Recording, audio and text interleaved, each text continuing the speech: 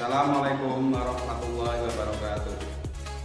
Perkenalkan, nama saya Bapak Fatur Rahman SPD, Guru SKI MI Salafiyah Karanganyar 01, Kecamatan Tirto, Kabupaten Pekalongan.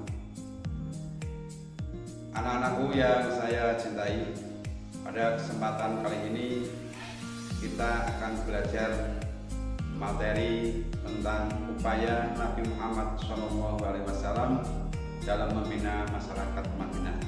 Anak-anakku yang saya cintai, sebelum kita belajar lebih jauh tentang upaya Nabi Muhammad dalam membina masyarakat Madinah, anak-anak perlu mengetahui petunjuk belajar, capaian belajar, tujuan belajar, dan tugas serta langkah-langkahnya. Perlu anak-anak ketahui, kita harus mempelajari terlebih dahulu petunjuk belajar. 1. Peserta didik menganalisis latar belakang upaya Nabi Muhammad SAW dalam membina masyarakat Madinah. Yang kedua, peserta didik memahami dan mengkomunikasikan hasil analisis tentang upaya Nabi Muhammad SAW dalam membina masyarakat Madinah. Selanjutnya yaitu capaian belajar. Anak-anakku, harapan kami ada beberapa capaian yang harus anak-anak nanti laksanakan. Pada materi SKI tentang periode Rasulullah SAW, peserta didik mampu menganalisis dakwah dan upaya Nabi Muhammad SAW dalam menegakkan kesepakatan dan dengan non-muslim di Madinah sebagai inspirasi untuk menerapkan sikap toleransi dan perdamaian masa kini. Berikutnya tujuan pembelajaran. 1. Menganalisis substansi dakwah Rasulullah SAW di Madinah sebagai teladan pribadi yang cinta damai. 2. Menganalisis strategi dakwah Rasulullah di Madinah sebagai inspirasi menghargai perbedaan dalam kebinekaan. Selanjutnya, anak-anak, ada beberapa tugas dan langkah kerja di dalam nanti hasil belajar materi SKI tentang upaya Nabi Muhammad SAW dalam membina masyarakat Madinah. Yang pertama, peserta didik mengamati latar belakang upaya Nabi Muhammad SAW membina masyarakat Madinah. Yang kedua, peserta didik mengamati tentang upaya Nabi Muhammad SAW dalam membina masyarakat Madinah. Yang ketiga, peserta didik mengorganisasi data dari hasil pengamatan latar belakang upaya Nabi Muhammad SAW dalam membina masyarakat Madinah. Yang keempat, peserta didik mengorganisasi data dari hasil pengamatan tentang upaya Nabi Muhammad SAW membina masyarakat Madinah. Yang kelima, peserta didik menyusun pertanyaan dan melakukan penyelidikan tentang latar belakang upaya Nabi Muhammad SAW dalam membina masyarakat Madinah. Yang keenam, peserta didik menyusun pertanyaan dan melakukan penyelidikan tentang upaya Nabi Muhammad SAW dalam membina masyarakat Madinah. Yang ketujuh, peserta didik mendiskusikan hasil amatan dan menyajikan hasil diskusi melalui mapping tentang latar belakang upaya Nabi Muhammad SAW dalam membina masyarakat Madinah. Bila ingin belajar SKI begitu dalam, pelajari dulu inti materi pokoknya. Kunci pokok belajar SKI, cepat paham kronologi, histori, dan refleksinya upaya Nabi Muhammad bina umat Madinah, agama, sosial, ekonomi, dan pertahanan. Semangat selalu, semangat mencari ilmu, upaya Nabi Muhammad bina umat Madinah, Semangat, semangat selalu, semangat mencari ilmu. Upaya Nabi Muhammad bina umat Madinah, ya Nabi ya salam. Setelah tadi anak-anak bernyanyi menjadikan kita lebih semangat dalam mempelajari SKI, yuk kita mulai materi upaya Nabi Muhammad SAW dalam membina masyarakat Madinah.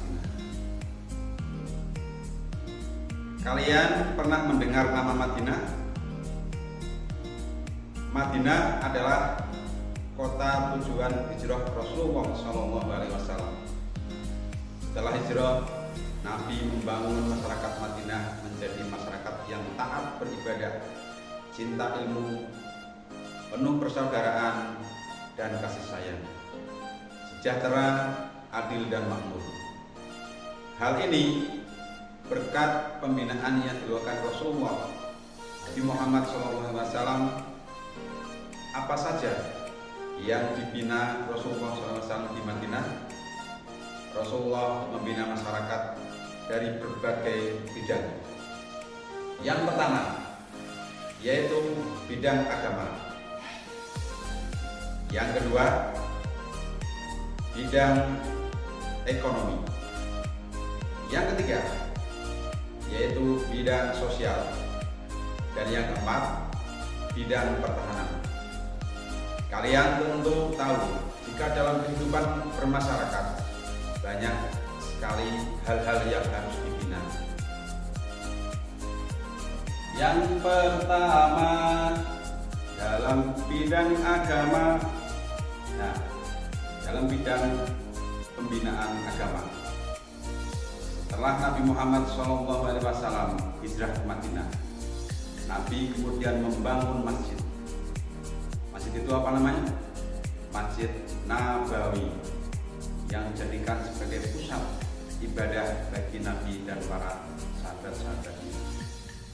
Di samping itu, masjid juga dijadikan tempat dakwah Islamiyah dan mengajar para sahabat.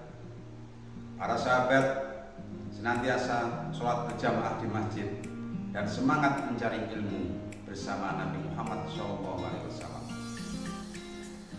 Sebagian sahabat bahkan tinggal di serambi masjid dengan penuh ketekunan memahami agama secara mendalam atau tafaqquh fiddin. Mereka tinggal di serambi masjid disebut ahlu sufah. Dalam memahami agama, sebagian sahabat menjadi penghafal hadis seperti sahabat Abu Hurairah. Para sahabat tidak segan-segan bertanya kepada Nabi Muhammad SAW untuk mendapat penjelasan langsung dari beliau. Dengan penuh rasa cinta dan perhatian, Nabi Muhammad memberikan petunjuk dan membimbing para sahabat Nabi untuk senantiasa taat beribadah dan rajin belajar. Cara mendidik Rasulullah SAW adalah dengan memberi contoh langsung.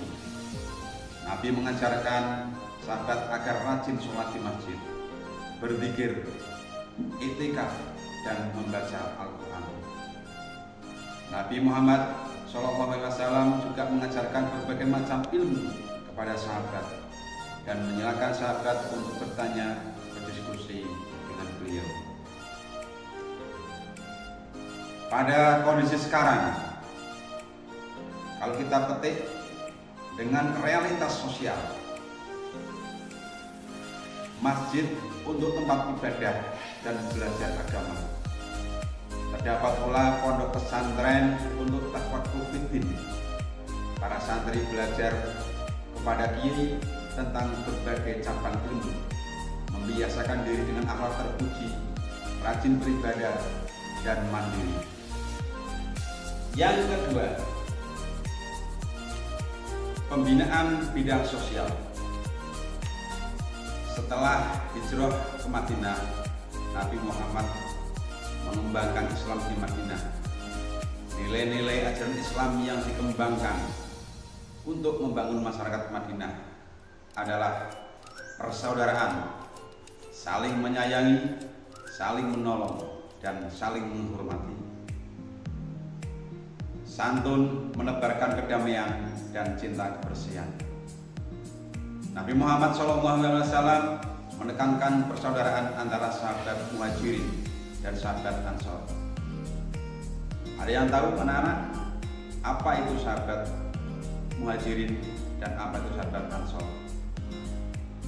Sahabat Muhajirin adalah penduduk Mekah yang hijrah ke Madinah, sedangkan sahabat Ansor penduduk Muslim asli Madinah. Sahabat Ansor ikut hijrah juga ke Madinah, hanya membawa bekal seadanya. Mereka tidak mempunyai rumah dan tidak membawa banyak harta. Mereka benar-benar membutuhkan bantuan saudara sama Muslim di Madinah. Kaum Muhajirin dan kaum Ansor saling tolong menolong. Mereka itulah kaum Muslim di Madinah yang disebut sahabat Ansor atau penolong. Nabi Muhammad SAW menguatkan ikatan persaudaraan sama Muslim, hidup saling tolong menolong, saling mengasihi. Karena itu kaum Muslim Madinah menganggap kaum Muslim di Mekah atau Muhajirin sebagai saudara. Bentuk ikatan yang disampaikan Rasulullah adalah yaitu mempersaudarakan mereka berdasarkan nasab dan suku. Sekarang berdasarkan pada ukhuwah Islamiyah. Ikatan ini lebih kuat karena adanya kesamaan akidah dan keimanan. Rasulullah SAW membina masyarakat Madinah agar saling menghormati dan menyayangi. Bagi yang muda harus menghormati yang tua, dan yang tua mengasihi yang muda. Anak-anak harus taat dan hormat kepada kedua orang tuanya, sementara orang tua menyayangi anak-anaknya, baik anak laki-laki maupun perempuan.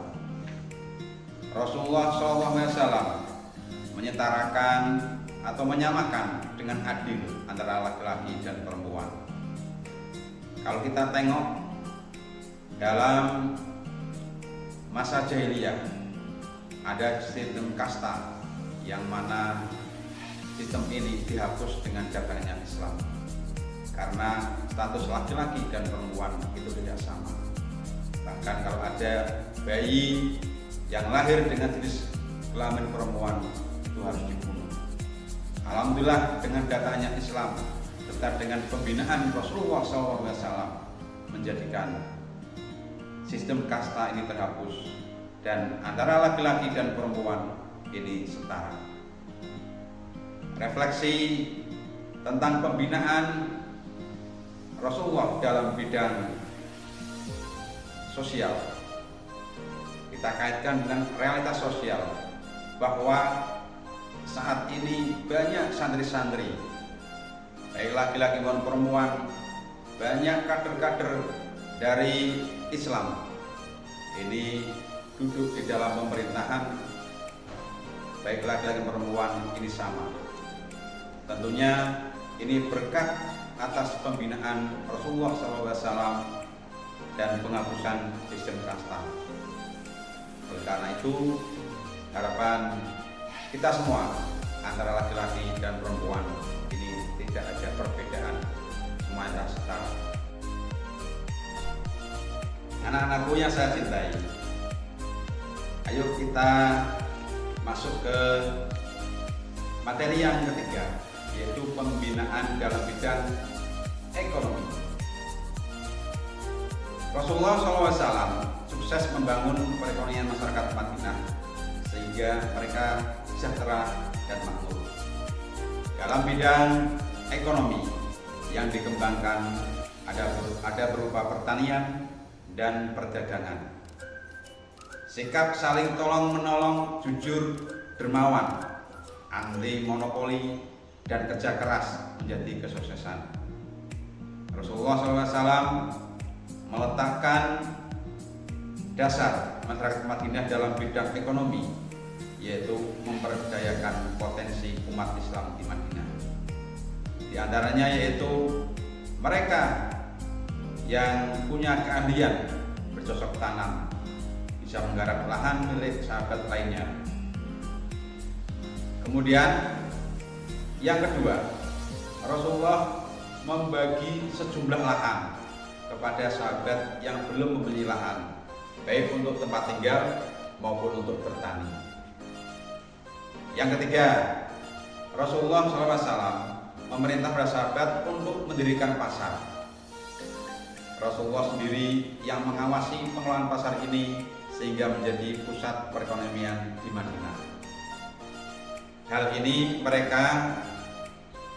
Hal ini karena Rasulullah SAW menekankan, satu, pedagang harus jujur.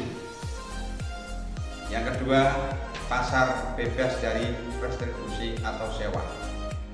Yang ketiga, Rasulullah melarang monopoli barang dagangan.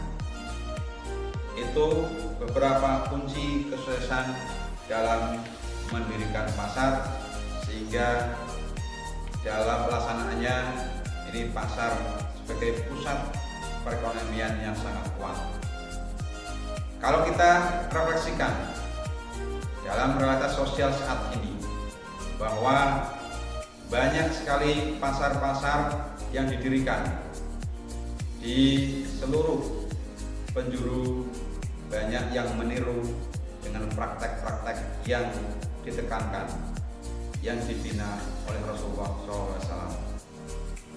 Sehingga dengan tujuan inilah meletakkan dasar-dasar ekonomi berdasarkan ajaran Islam, sehingga bisa mewujudkan masyarakat yang adil dan makmur. Yang keempat, yaitu pembinaan bidang pertahanan. Pembinaan Islam di Madinah sangat pesat. Berbagai aspek kehidupan masyarakat Madinah, baik dalam bidang agama, sosial, maupun ekonomi, berhasil membuat masyarakat Madinah sejahtera lahir batin. Rasulullah SAW membangun pemerintahan Madinah dengan prinsip musyawarah sebagai turunan Al-Quran. Keberhasilan ini membuat kaum kafir Quraisy tidak suka dan merasa terancam. Hal inilah menyebabkan mereka menyusun rencana memusuhi dan menyerang Islam. Rasulullah SAW sebagai pemimpin mengetahui ancaman ini, sehingga beliau mengajak para sahabat untuk berjihad mempertahankan diri dari ancaman musuh. Sejumlah ancaman-ancaman kaum kafir Quraisy benar-benar dilancarkan kepada kaum muslimin di Madinah, sehingga terjadilah perang antara kaum muslimin dan kaum kafir Quraisy. Ada 3 perang yang dilaksanakan setelah upaya Nabi Muhammad SAW membina masyarakat Madinah. Yaitu yang pertama adalah perang Badar. Terjadi pada bulan Ramadan tahun 2 Hijriah atau 624 Masehi. Yang kedua yaitu perang Uhud.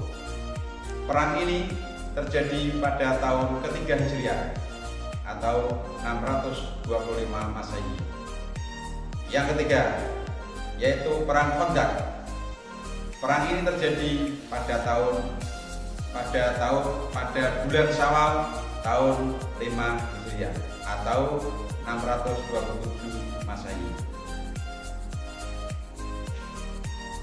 Perlu anak-anak ketahui bahwa sistem pertahanan yang dipersiapkan oleh Rasulullah SAW serta dengan sahabatnya ini membuat beberapa peperangan kaum muslimin dengan kafir Quraisy ini banyak dimenangkan oleh kaum muslimin. Nah, sesuai dengan realitas sosial, banyak negara-negara, terutama negara muslim, ini meniru sistem pertahanan, sistem pemerintahan, meniru Rasulullah SAW, sehingga pertahanan mereka ini sangat kuat, bisa meniru dan melaksanakan terkait dengan sistem pertahanan yang dibangun oleh Rasulullah SAW. Dalam realitas sosial saat ini, bahwa banyak negara-negara muslim yang meniru sistem pertahanan yang ditanamkan oleh Rasulullah SAW. Banyak negara-negara Muslim yang jaya, yang mana dalam sistem pertahanan sangat kuat, sehingga negara-negara yang berasal atau didasarkan dari negara non-Muslim ini sampai bisa meniru negara-negara Islam. Di akhir pembelajaran ini dapat saya simpulkan ada 4 upaya Nabi Muhammad dalam membina masyarakat Madinah. Yang pertama yaitu dalam bidang agama, Rasulullah beserta sahabat yaitu mendirikan masjid. Dan yang kedua, dalam bidang sosial, Nabi Muhammad SAW menguatkan ikatan persaudaraan antara sahabat Muhajirin dan sahabat Ansor. Yang ketiga, yaitu dalam bidang ekonomi melalui penekanan atau penanam mendirikan pasar. Yang keempat, yaitu dalam bidang pertahanan, yaitu membentuk satuan pasukan keamanan. Anak-anakku yang saya cintai, sebelum pembelajaran ini kita akhiri, ada 2 pantun untuk anak-anak, biar nanti dalam belajar, terutama pelajari SKI ini lebih semangat. Pergi ke Cilacap bersama Pak Ismail, Cimanggu ketemu Ibu Umi Darmawanti. Ayo belajar dengan semangat dan smile. Belajar sejarah dalam materi SKI. Kota Banyumas ada Ibu Kori Aryani. Kota Batang ada Pak Ali Sadikin. Aku senang belajar SKI. Semakin dalam, semakin bisa dan yakin. Nah, itulah video pembelajaran tentang materi upaya Nabi Muhammad SAW dalam membina masyarakat Madinah. Perlu anak-anak ketahui, di dalam kurikulum Merdeka ada beberapa tugas dan langkah yang harus anak-anak laksanakan. Ada asesmen non-kognitif, kemudian ada asesmen formatif, dan ada asesmen sumatif. Silakan nanti anak-anak untuk bisa mengerjakan di LKPD yang saya sampaikan. Terima kasih atas segala perhatian. Mohon maaf atas segala kesalahan. Kami akhiri. Wassalamualaikum warahmatullahi wabarakatuh.